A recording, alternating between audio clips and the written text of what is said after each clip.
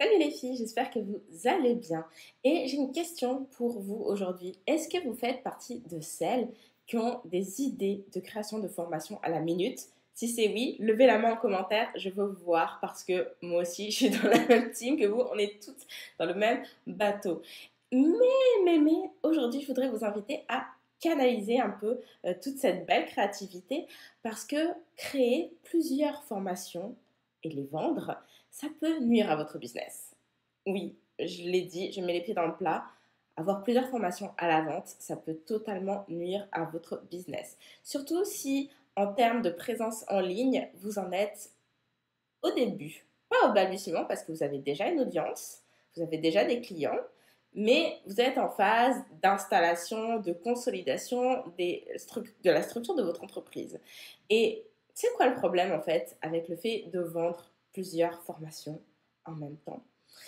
J'ai envie de vous dire que la réponse est super simple et à la fois assez subtile. Première lecture hyper simple. Vous allez perdre votre focus parce que qu'est-ce qui se passe? C'est qu'on va se concentrer peut-être pendant un mois, 2 mois, 3 mois à créer une belle formation. Ok? On va la créer, on va la marketer, on va la vendre. C'est top, c'est cool. Et puis 3 mois après, on passe au projet suivant, donc à une autre idée de formation. Au bout de 6 mois, à nouveau, on passe à une autre formation. À peu près tous les trimestres. Je crois que c'est quand même un rythme assez courant qu'on voit passer. Tous les 3 mois, on passe à une nouvelle formation. Alors, c'est sûr que sur le papier, c'est cool. Et généralement, ce qui est traduit derrière ce type de comportement-là, c'est qu'on a beaucoup de créativité, on a beaucoup d'envie, on a envie de partager les choses, on a envie de créer, on a envie de répondre aux besoins de notre audience parce que on le sait qu'on répond à des attentes, les gens nous posent des questions sur tel ou tel sujet, donc on crée les formations qui ne font que répondre à un besoin, à une attente. Et quand il y a un besoin, il y a un marché. On est d'accord. Donc pourquoi se priver de créer des formations qui de toute façon vont se vendre puisque les gens nous le réclament? Donc c'est normal. Et si vous êtes hyper créative comme moi, vous avez le même profil, il y a des chances aussi que vous ayez tendance à vous lasser. Est-ce que vous faites partie de celles qui se lassent quand elles parlent encore et toujours de la même chose et qu'elles ont cette frustration de ne pas pouvoir juste créer d'autres choses, pas pouvoir partir sur d'autres projets, sur d'autres formations, sur d'autres sujets? Si c'est le cas, levez la main en commentaire parce que, encore une fois, je suis dans la même team. Mais je vais vous montrer, je vais vous expliquer pourquoi c'est vous tirer une balle dans le pied et comment éviter cet écueil-là, en fait. Alors, pourquoi c'est se tirer une balle dans le pied? C'est que oui, en fait, on répond à un besoin interne de ne pas s'ennuyer. En fait, c'est ça, parce qu'on a peur, à force de tourner en rond, bah, on perd de l'intérêt finalement pour son métier, pour ce qu'on fait, et puis on a peur aussi de lasser l'audience. Et je vois dans les commentaires qu'il y en a qui lèvent les mains, donc je suis pas la seule. Ça répond à une vraie problématique, ne serait-ce que interne pour soi-même. J'ai pas envie de me lasser et j'ai pas envie de saouler les gens non plus à parler toujours et encore de la même chose. Bon, le problème avec ça, c'est que finalement, à vouloir être partout, à vouloir couvrir différents sujets, bah on est nulle part. Et ça, c'est le premier écueil. C'est que finalement, en fait, les gens, ils vous suivent pour un sujet, admettons Pinterest, ok? On vous suit pour Pinterest. Donc, au moment où vous faites la promotion de votre formation sur Pinterest, bah, tu sais, les gens, peut-être, il y en a qui vont acheter, c'est clair. Il y en a qui vont passer à l'acte. Et puis, il y en a d'autres qui vont dire, ah, c'est pas encore tout à fait le bon timing, je vais pas acheter tout de suite, je rachèterai plus tard. Le problème, c'est que vous, comme vous avez fini votre campagne de promotion pour votre formation Pinterest, vous êtes déjà passé à un autre sujet, blogging. Puis après, vous passez à un autre sujet, référencement naturel par exemple. Puis après, ça sera encore un autre sujet, Instagram peut-être. Bon, bah, la personne qui vous suivait au début de l'année sur Pinterest, entre-temps, elle vous a oublié. Parce que, en fait, sur les réseaux, vous avez continué à communiquer, mais vous avez communiqué autour d'autres thématiques. Ce qui fait qu'elle vous a oublié. Et en fait, au lieu que vous soyez facilement reconnaissable et identifiable pour une spécialité, à savoir Pinterest, bah finalement, votre reconnaissance identitaire, elle est complètement diluée. Parce que vous parlez de plusieurs choses et finalement, on ne sait plus trop c'est quoi que vous faites. Et d'ailleurs, j'aimerais vous inviter à faire cet exercice-là avec votre audience aujourd'hui. Si vous êtes multi-potentiel, créative, tout ça, allez en story ou allez sur Facebook, peu importe là où se trouve votre communauté, et demandez aux gens, pour vous, je suis la spécialiste de quoi? Et notez les réponses. C'est un exercice qui est super intéressant à voir, à faire. Parce que si vous commencez à constater que dans les réponses que vous recevez, ça part dans tous les sens, c'est qu'il y a un truc qui coince dans votre communication. Il y a un truc qui n'est pas normal. Vous ne voulez pas être connu pour tout faire, vous voulez être connu pour faire une chose de bien. Exemple, dans votre vie courante, quand vous voulez acheter une bonne pâtisserie, vous savez, le bon petit gâteau là au chocolat et tout, bien coulant, machin. Bon, vraiment le bon gâteau au chocolat. Est-ce que vous allez aller à Lidl l'acheter? Est-ce que vous allez à Carrefour? Ou est-ce que vous allez aller à la boulangerie? Vous allez à la boulangerie. Parce que c'est à la boulangerie, d'ailleurs pas boulangerie, pâtisserie, boulangerie, pâtisserie, parce que c'est les pâtissiers qui font de bons gâteaux. C'est pas nécessairement à Carrefour ou à Lidl, où c'est plus industriel. On est d'accord? Vous voulez être ce pâtissier. Vous voulez que les gens pensent, ah, si je veux un truc de qualité sur ce sujet, c'est cette personne-là que je dois aller voir. Bon, alors maintenant que ça c'est dit, ça c'est l'intérêt d'avoir une seule formation, de vendre un seul produit et de le faire bien. Comment on arrive comment on fait pour ne pas perdre d'intérêt avec ça? Parce que le truc c'est que vous pensez peut-être que, c'est, oh mon Dieu, je vais devoir parler encore et toujours de la même chose.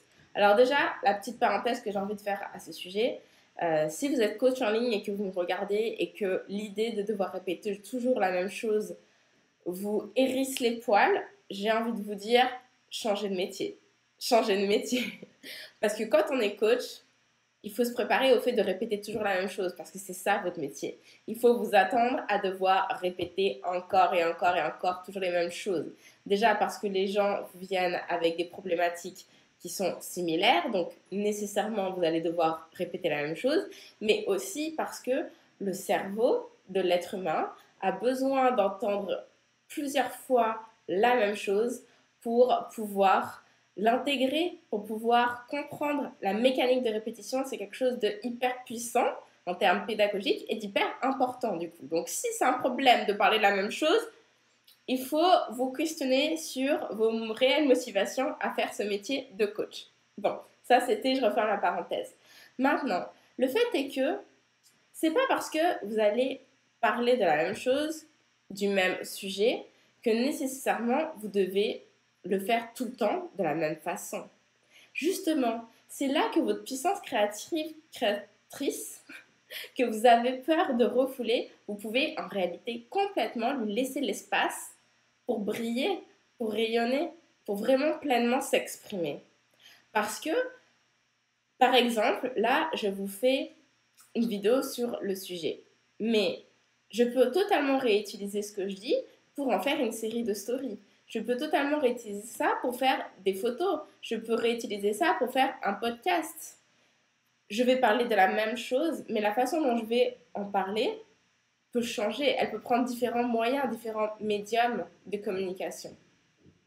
Et l'avantage de ça, si vous voulez monter en puissance, et j'ose imaginer que si vous espérez que si vous me regardez là aujourd'hui, c'est que vous voulez scaler votre business, vous voulez vous bâtir un empire sur le web, vous voulez ne plus avoir à travailler comme une acharnée et créer des revenus récurrents dans votre entreprise, des revenus qui rentrent mois après mois. J'espère que oui, vous me direz ça dans les commentaires. Si c'est le cas, vous n'avez pas d'autre choix que de faire comme ça. Pourquoi? Parce que c'est quoi l'intérêt de procéder de cette façon? C'est que quand vous vendez une formation phare, qu'on appelle souvent une formation signature, pour celles qui sont familières du jargon en marketing, l'intérêt, c'est que dorénavant, vous avez pris du temps pour créer votre formation, elle est créée. Vous avez créé un premier lot de contenu gratuit pour amener à cette formation. Bon, au deuxième trimestre, quand vous allez relancer à nouveau la vente de cette même formation, vous n'avez plus besoin de créer les emails que vous avez déjà faits. Ils sont là. Ce qui veut dire que votre temps, vous pouvez le consacrer à faire autre chose. Cette autre chose pouvant être, ah bah, la première campagne, j'ai créé des emails, bah cette fois-ci, je vais faire des vidéos. Ok, parfait. Au troisième trimestre, les emails sont faits, les vidéos sont faites. Ah bah cette fois-ci, tiens, je vais faire des lots de stories sur Instagram. Parfait. Quatrième trimestre, cette fois-ci, tout est fait, vous n'avez même plus rien à faire. Vous pouvez juste réutiliser le contenu et l'automatiser et le programmer. Vous voyez, c'est comme ça qu'on monte en puissance. C'est-à-dire que ce qui est fait n'est plus à faire, ce qui fait que vous pouvez faire différemment. Vous pouvez programmer, automatiser, ce qui fait que vous pouvez créer enfin ces fameux entonnoirs de vente dont on vous rabâche les oreilles qui, en réalité, ne sont pas à construire quand vous démarrez. C'est une grosse erreur parce que vous ne connaissez pas assez bien vos process de vente, mais on pourra s'en reparler dans une autre vidéo. Si ça vous intéresse, vous me direz en commentaire si vous voulez avoir une vidéo consacrée à ce sujet. Et aussi, eh bien, l'intérêt majeur, mais alors majeur de très très très très loin, c'est que c'est ça qui vous permet d'avoir une entreprise qui tourne et qui surtout vous accorde du temps. Du temps pour vous, qui vous permet de gagner de l'argent sans avoir à être constamment derrière votre ordinateur en train de créer. Parce que à chaque fois que vous consacrez une salve de temps à créer un type de contenu et que ce n'est plus à faire, bah, c'est plus à faire. Donc, vous pouvez cette fois-ci vous dire, ah bah non, là, j'ai envie de me reposer, j'ai envie d'aller, je sais pas où avec mes enfants, j'ai envie de cuisiner, blablabla. C'est pas grave, le business, il tourne. Et il faut aussi prévoir que la vie est imprévisible et que ça se peut qu'il y ait des moments, parce que c'est difficile d'être 12 mois sur 12 de l'année complètement opérationnel. Des fois, on est malade, des fois, c'est nos enfants qui sont malades, parfois, on déprime, parfois, on n'a juste pas envie, on n'est pas motivé, on a des coups durs dans la vie, etc. Bon, quand on est un peu comme esclave de son entreprise parce qu'on est constamment dans la création de nouveaux contenus, d'un nouveau matériel promotionnel, etc., etc., s'il y a ce type d'imprévu qui vient au milieu, bah, ça enraye la machine parce que vous n'êtes plus disponible pour avancer dans ce processus créatif. Et vous faites quoi quand c'est comme ça? Moi, je refuse et je ne veux pas ça pour mes clientes et je ne veux pas ça pour vous, que si vous devez vous arrêter de travailler, tout s'arrête. Ce n'est pas normal.